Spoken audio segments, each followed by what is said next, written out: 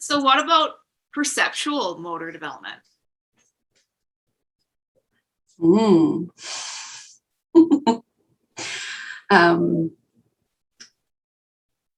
Visual perceptual? What do we think in perceptual?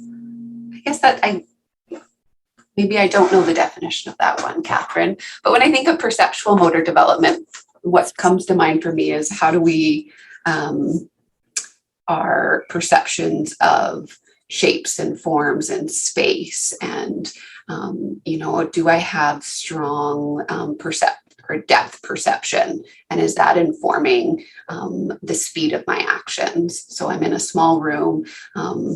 I don't want to run full tilt when I'm in that small space because I'm far more likely to hit some walls versus I'm in a great big space. I will do that great big long run because I know I can get to full speed and I can slow myself down.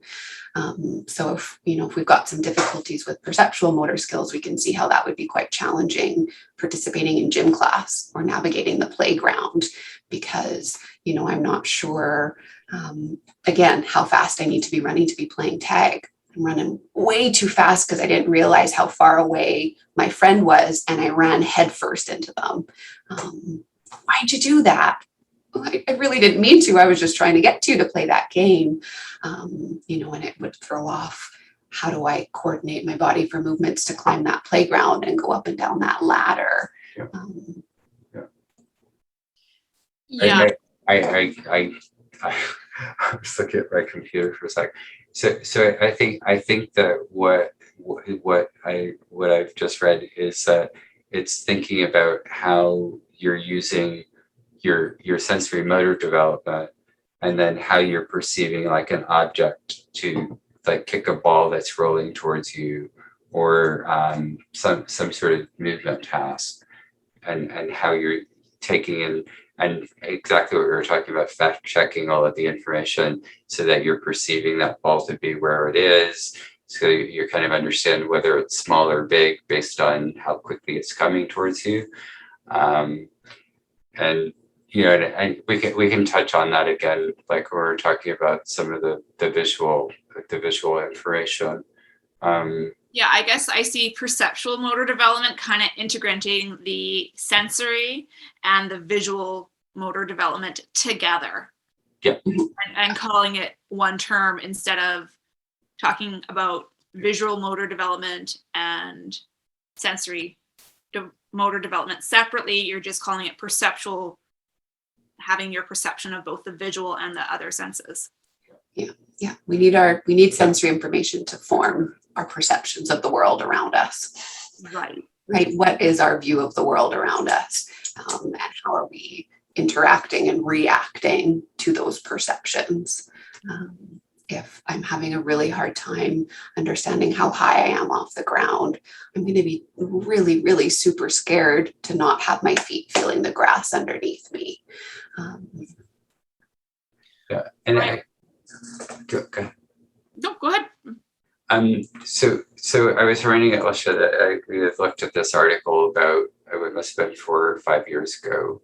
And maybe it was only 3. It all blurs when you.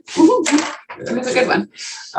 But what they found was that when people were looking at boundary of a space, that there were specific cells that lit up when you're looking or putting your attention to the boundary. And then there were goal cells. So they're looking at a soccer goal, and that there were cells that lit up specifically when there were different types of goals and like for you to act upon, not like a cognitive goal, but like for moving in space. And then there was one that helped you position yourself within that boundary space, and then for you to different cells that acted for the ball or the object that you were trying to manipulate. And so those are 3 different types of cells within the visual system that were then allowing you, that were lighting up. And then I was saying to Alysha, like, some of our kids like don't really know where the boundary cell is because all they're doing is they look at the object and they're hyper focused on it and they move towards it and they really have no idea how that they even move through the room. Right. And that all of these different cells seem to come online, or your ability to use them informationally to act upon your environment, it seems to come online differently, and it seems to be related to all of the different types of perceptual skills that we're talking about. Mhm.